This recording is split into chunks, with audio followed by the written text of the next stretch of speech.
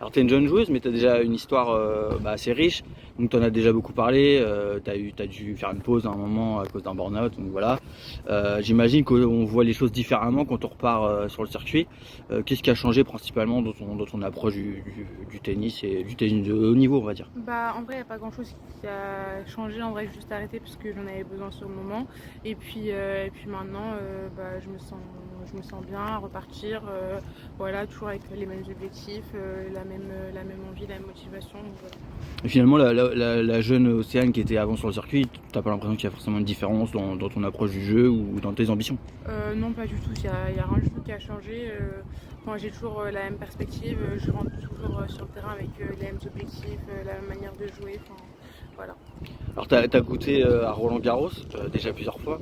J'imagine que finalement, c'est ce qui te motive peut-être tous les jours. Bah, c'est clair que Roland Garros, ça reste quand même une très belle expérience que j'ai pu vivre sur plusieurs années. Donc forcément, bah, de toute façon, tout joueur de tennis joue un peu pour ça, enfin, pour jouer les grands chelems. Surtout que Roland Garros, c'est à Paris, enfin, c'est en France.